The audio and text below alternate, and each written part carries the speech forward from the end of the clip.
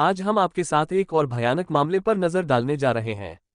जब कोई व्यक्ति अपनी शिक्षा पूरी करता है और नौकरी शुरू करता है तो वे अक्सर वहां कई नए दोस्त बनाते हैं।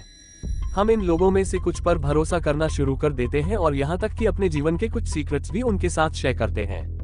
हालांकि अगर उन सीक्रेट्स में से एक के कारण किसी की जान चली जाती है तो उन सहयोगियों पर भरोसा करना बहुत कठिन हो जाता है जो दोस्त होने चाहिए। ये कहानी ओडिशा राज्य के बलांगीर शहर की है और इसमें एक खूबसूरत, यंग और प्रतिभाशाली 24 वर्षीय महिला ममिता मेहर शामिल है।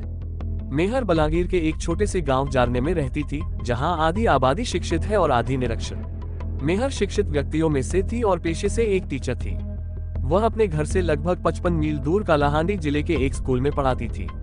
स्कूल का नाम सनशाइन इंग्लिश स्कूल था और थोड़े ही समय में मेहर कई छात्रों की पसंदीदा शिक्षिका बन गई थी। सब कुछ ठीक चल रहा था जब तक कि 2020 की शुरुआत में कोविड के कारण भारत में सभी स्कूल, बाजार और सार्वजनिक स्थान बंद नहीं हो गए। खैर, 2020 बीत गया और 2021 में जब कोविड के मामलों में कमी आने लगी तो कुछ सार्वजनिक स्थान फिर से खुलने लगे। उस समय सनशाइन स्कूल की प्रबंधन समिति के अध्यक्ष गोविंदा साहू थे। स्कूल प्रबंधन समिति के अध्यक्ष होने के अलावा गोविंदा की पॉलिटिशियंस के साथ मित्रता थी, इसलिए जब भी स्कूल में कोई कार्यक्रम होता था तो शहर के कई प्रमुख पॉलिटिशियंस उसमें शामिल होते थे। गोविंदा साहू इतने प्रसिद्ध थे कि उस समय के ओडिशा के गृह मंत्री भी स्कूल के कार्यक्रमों में शामिल होते थे। अब हम 8 अक्टूबर 2021 की तारीख पर आते हैं।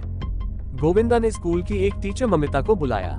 गोविंदा ने ममिता से कहा कि स्कूल फिर से खुलने वाला है और मुझे आपसे कुछ महत्वपूर्ण चर्चा करनी है। अगर पॉसिबल हो तो क्या आप मुझसे मिलने आ सकती हैं? ममिता ने सहमति जताई और अपने परिवार को सूचित किया कि वह गोविंदा से मिलने जा रही है। इसके बाद ममिता अपने घर से गोविंदा से मिलने के लिए निकल गई। लॉकडाउन के कारण ममिता को घर से बाहर निकले काफी समय हो गया था।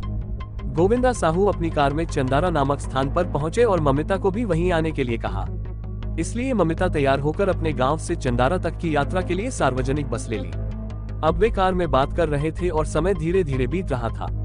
हालांकि दोपहर तक ममिता अभी भी घर नहीं लौटी थी, जिससे उसके परिवार को चिंता होने लगी। अंधेरा हो रहा था और ममिता का परिवार उससे संपर्क करने की कोशिश करता है, लेकिन उसका फोन बंद था, जिससे घर में तनावपूर्ण माहौल बन गया।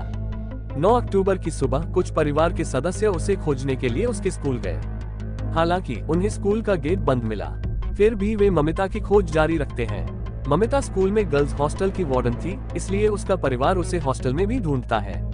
ममिता हॉस्टल में रहती थी क्योंकि उसका घर स्कूल से काफी दूर था, लेकिन जब उसका परिवार हॉस्टल के कमरे में पहुंचता है तो उसे भी बंद पाते हैं। वे ममिता के बारे में पूछताछ करते हैं, लेकिन उन्हें पता चलता है कि लॉकडाउन के बाद से उस कमरे में कोई नहीं गया है। ये सुनकर परिवार की चिंता बढ़ जाती है। उनके पास कोई और विकल्प नहीं होता, इसलिए वो पुलिस से मदद लेने का फैसला करते हैं और उसी दिन पास के पुलिस स्टेशन जाते हैं। वो ममिता के लिए गुमशुदगी की रिपोर्ट दर्ज कराने की कोशिश करते हैं, लेकिन पुलिस गोविंदा साहू का नाम सुनते ही रिपोर्ट दर्ज करने से इनकार कर देती है। पुलिस ममिता के परिवार से कहती है, आपकी बेटी कहीं आसपास ही होगी और जल्द ही घर लौट आएगी, इसलिए चिंता की कोई बात नहीं है। पुलिस द्वारा शिकायत दर्ज नहीं करने का कारण ये था कि गोविंदा के प्रभावशाली शहर के मंत्रियों के साथ संबंध थे। निराश होकर ममिता का परिवार घर लौट आता है, लेकिन सोशल मीडिया की मदद से उसे खोजने की कोशिश करता है।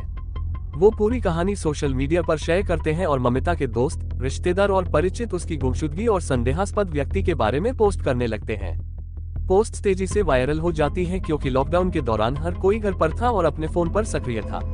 कुछ ही दिनों में पोस्ट्स पूरे राज्य में फैल जाती हैं और कुछ स्थानीय समाचार एजेंसियों का ध्यान आकर्षित करती हैं, जो फिर इस कहानी को कवर करती हैं।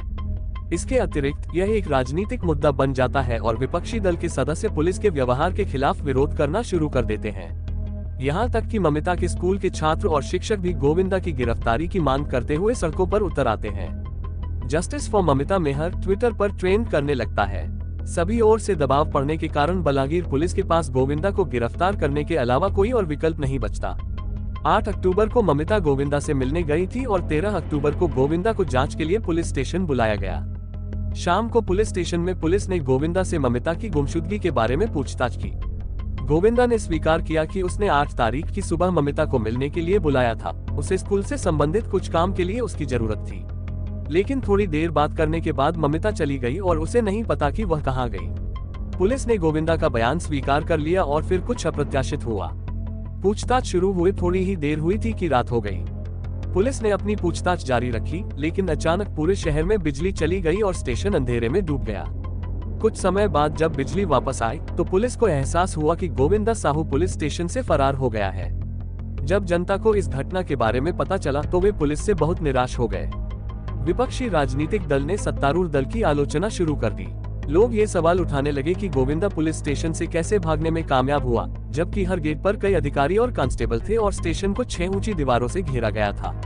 जब पुलिस स्टेशन में बिजली जाती है तो आमतौर पर इन्वर्टर काम करता है, लेकिन इस पुलिस स्टेशन का इन्वर्टर जल्दी क्यों नहीं चालू हुआ?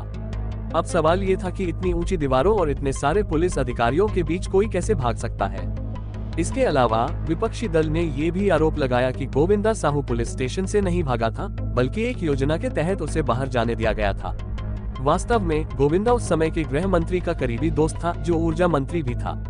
पूरा पुलिस प्रशासन गृह मंत्री के अधीन आता है और पूरा बिजली विभाग ऊर्जा मंत्री के अधीन आता है। ये सभी तथ्य इस ओर इशारा करते थे कि गोविंदा साहू पुलिस स्टेशन से भागा नहीं था, बल्कि उसे एक योजना के तहत बाहर निकाला गया था। विपक्षी दल के अनुसार आम जनता भी यह मानने लगी थी कि गोविंदा साहू राजनीतिक समर्थन के बिना पुलिस स्टेशन से नहीं भाग सकता था, जिससे पुलिस की कार्यवाही पर जनता का गुस्सा बढ़ गया था। कुछ समाचार लेखों के अनुसार सड़कों पर विरोध प्रदर्शनों के दौरान लोगों ने गुस्से में पुलिस पर अंडे और टमाटर भी फेंके। 13 अक्टूबर को गोविंदा को पकड़ा गया था और उसी दिन वह पुलिस स्टेशन से भाग गया था। इसी जिले में अनिला महाविद्यालय नामक एक कॉलेज है। वास्तव में ये कॉलेज भी सनशाइन इंग्लिश स्कूल के प्रबंधन के अंतर्गत आता था, जिसका मतलब है कि यह कॉलेज भी गोविंदा साहू के पर्यवेक्षण में था। इस कॉलेज में छात्रों के लिए एक स्टेडियम का निर्माण हो रहा था और वहां कई निर्माण श्रमिक काम कर रहे थे। अब 19 अक्टूबर को कुछ वर्कर्स कॉलेज परिसर के एक तरफ एक गहरा गड्ढा खोद रहे थे, लेकिन जब उन्होंने एक स्थान पर 5 फीट गहरा गड्ढा खोदा तो कुछ वर्कर्स ने मिट्टी में एक मानव शरीर को दफन देखा। शरीर के कुछ हिस्से जलाए गए थे और कुछ हिस्से सड़ चुके थे। ये देखकर वर्कर्स भयभीत हो गए और तुरंत पुलिस को बुलाया। इसी बीच किसी ने मीडिया को इसकी सूचना दी और खबर वायरल होने लगी। अब कुछ लोगों ने दावा करना शुरू कर दिया कि यह मृत शरीर ममिता का है। हालांकि जब पुलिस ने स्थल की पूरी तरह से जांच की तो उन्हें वहां एक हाथ पायल और एक पस मिला। इसके बाद पुलिस ने ममिता के परिवार को मृत शरीर की पहचान के लिए बुलाया। ये सुनकर ममिता का परिवार शुरुआत में डरा हुआ था, क्योंकि वे पहले से ही अपनी लापता बेटी के लिए दुखी थे। फिर भी ममिता के माता पिता अपराध स्थल पर आए और हिम्मत जुटाकर मृत शरीर को देखा, लेकिन मृत शरीर की हालत इतनी खराब थी कि उसे पहचानना बहुत मुश्किल था।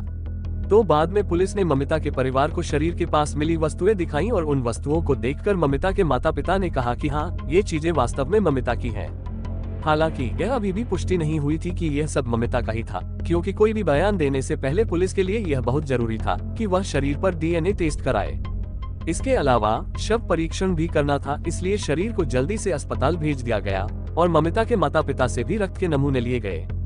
दूसरी ओर पुलिस को गोविंदा साहू के बारे में कोई जानकारी नहीं मिली। इस कारण एक पुलिस टीम ने अपराध स्थल की गहन जांच शुरू की और दूसरी टीम गोविंदा की तलाश में निकल पड़ी। 1 सप्ताह से फरार रहने के बाद जब पुलिस को एक लड़की का शव मिला तो बलागीर पुलिस ने 2 घंटे के भीतर गोविंदा को एक गन्ने के खेत से गिरफ्तार कर लिया। गोविंदा ममिता के लापता होने से पहले उससे मिलने वाला आखिरी व्यक्ति था, इसलिए पुलिस ने गोविंदा को पुलिस स्टेशन में हिरासत में लिया और पूछताछ शुरू कर दी। इस बार गोविंदा से सख्ती से पूछताछ की गई, क्योंकि पूरे पुलिस विभाग की साख इस एक आदमी की वजह से दांव पर लगी थी। जांचकर्ता के अनुसार गोविंदा साहू थोड़े ही समय में टूट गया और उसने कबूल कर लिया कि उसने ही ममिता मेहर की हत्या की थी। गोविंदा साहू ने जो कहानी पुलिस को बताई वह रोंगटे खड़ी कर देने वाली थी। गोविंदा ने पहले उसे चांदारा क्षेत्र में बुलाया, जहां वह अपनी कार में पहुंचा और जब ममिता वहां आई तो उसे भी अपनी कार में बैठा लिया। बाद में चलती कार में गोविंदा ने ममिता का गला घोंट दिया और कहा कि उसने पूरे घटना की पहले से ही योजना बना रखी थी।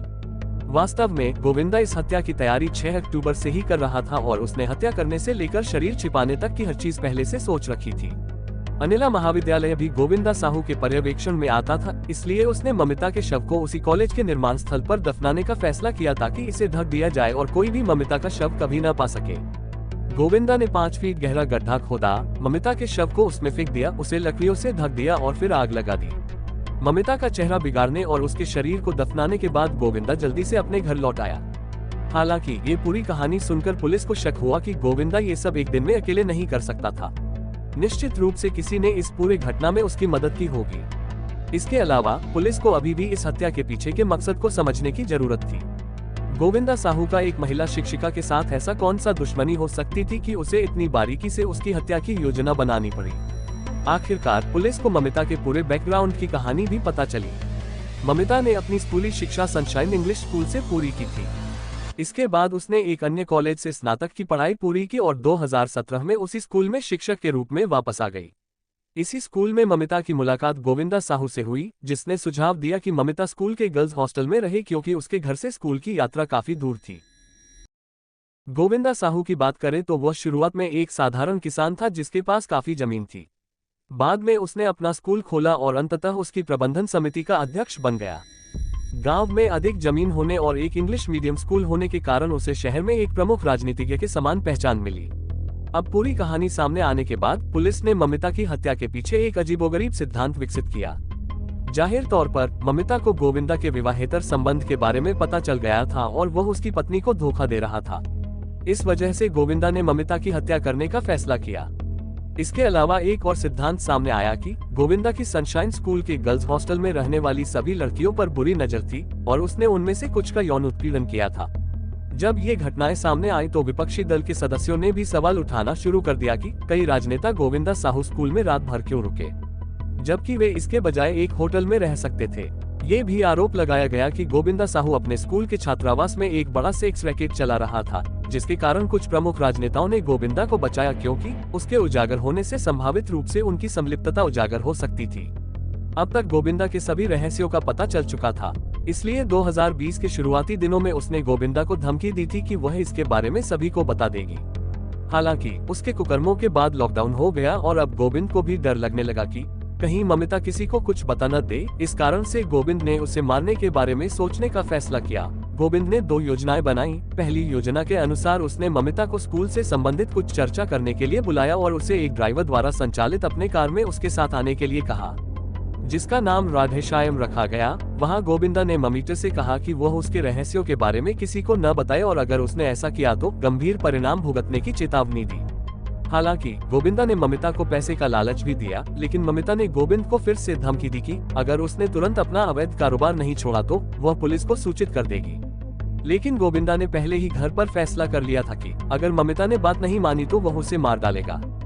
दूसरी योजना के अनुसार उसने मेयर का गला घोंट दिया और उसे मार डाला। उसके बाद वह सीधे घर चला गया। ममिता की मृत शरीर इस दौरान गोविंदा के ड्राइवर को मालूम था।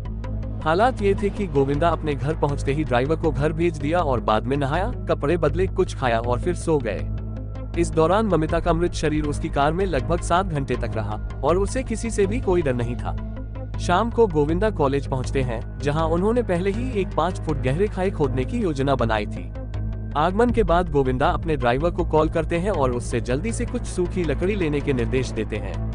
पूरे कॉलेज के खाली होने के बाद और मजदूरों के घर जाने के बाद गोविंदा अपनी कार में ममिता की मृत शरीर को लेकर कॉलेज में आते हैं। फिर उन्होंने ममिता की मृत शरीर को उसी खाई में फेंक दिया, ऊपर सूखी लकड़ी डाली और उसे आग लगा दी। उसके बाद जब शरीर जल जाता है, उस खाई को अच्छे से बंद कर दिया जाता है।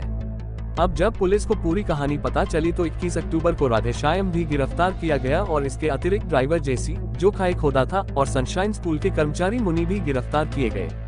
परंतु कुछ दिनों बाद इन दोनों को सरकारी गवाह बना दिया गया और वे अदालत में गोविंदा के खिलाफ एविडेंस देने लगे। इसके बाद 22 अक्टूबर को पुलिस ने गोविंदा को कॉलेज कैंपस ले जाया और वहां पर पूरी घटना की पुनर्निर्माण की। इसी दौरान पुलिस को मृत शरीर की डीएनए रिपोर्ट भी मिली और इसका 100% ममिता के माता पिता के डीएनए से मेल खाता है। इसके बाद 23 अक्टूबर को पुलिस टीम सनशाइन स्कूल के हॉस्टल में पहुंची, जहां ममिता का कमरा नंबर 20 में रुकी थी। लेकिन यहां पुलिस ने कुछ अजीब बातें देखी कि इस कमरे का ताला अन्य कमरों के तालों से अलग है। कुछ लोगों के अनुसार 8 अक्टूबर से 13 अक्टूबर के बीच गोविंदा साहू इस हॉस्टल में आए थे और इस कमरे का ताला तोड़ा और अंदर गए थे। इसे सुनने के बाद पुलिस को समझ आया कि गोविंदा शायद तबाही करने की नीयत से आया था। अब क्योंकि यहाँ ताला तोड़ा गया था, इसलिए गोविंदा ने नया ताला लगा दिया था। एक स्कूल शिक्षक से इस पूरी योजना की युक्ति की कहानी सुनकर ओडिशा राज्य की पूरी जनता गुस्से में थी। इसके अतिरिक्त लोग गोविंदा साहू के मित्र गृह मंत्री के इस्तीफे की मांग करने लगे। वैसे भी समय इसी तरह बीतता गया और कई लोगों से पूछताछ के बाद पुलिस ने जनवरी 2022 में अदालत में 2000 पृष्ठों की चार्जशीट प्रस्तुत की। जनवरी 2022 के में इसके अलावा फोरेंसिक रिपोर्ट, वैज्ञानिक और तकनीकी साक्ष्य भी 8 सितंबर 2022 को अदालत में प्रस्तुत किए गए। मामला कांताबंजी सिविल कोर्ट में शुरू हुआ। हालांकि 20 दिसंबर 2022 को गोविंदा को अदालत में हेयरिंग के लिए उपस्थित होना था, लेकिन जब कुछ पुलिस कांस्टेबल गोविंदा के कक्ष में गए तो उन्होंने देखा कि गोविंदा साहू ने एक शॉल से खिड़की के संग लटककर खुदकुशी कर ली थी। इससे कई सवाल उठे। गोविंदा के रक्षा वकील ने दावा किया कि कुछ दिन पहले ही वहने गोविंदा से बात की थी और उन्हें पूरी तरह से सामान्य लगा था। गोविंदा साहू की पत्नी ने दावा किया कि गोविंदा ऐसा नहीं कर सकते थे और उन्होंने यह आरोप लगाया कि उसे जेल में हत्या की गई है। इन दावों के बावजूद जांच हुई और मानव अधिकार विरोधी भी इसमें शामिल हुए। इस दौरान एक सिद्धांत व्यापक रूप से प्रसारित हुआ कि गोविंदा ने कुछ दिन पहले अदालत से जमानत मांगी थी, लेकिन यह मना कर दिया गया था, जिससे उसे उदासी में चला गया और अंततः आत्महत्या कर ली। अब जब आरोपी जीवित नहीं है तो अदालत को यह समस्या है कि इस मामले में दोषी को किस पर दंडित किया जाए। इसलिए मामला यहीं समाप्त होता है। इसके साथ ही ममिता महार की हत्या का मामला यहाँ समाप्त होता है। इसके अतिरिक्त यदि आप हमें किसी मामले की विस्तृत वीडियो बनाने के लिए सिफारिश करना चाहते हैं तो आप कमेंट्स में उस मामले का नाम लिख सकते हैं। हमारे प्रयासों की सराहना करते हैं तो इस वीडियो को लाइक और शेयर करें। अगर अभी तक सब्सक्राइब नहीं किया है तो अब करें। धन्यवाद।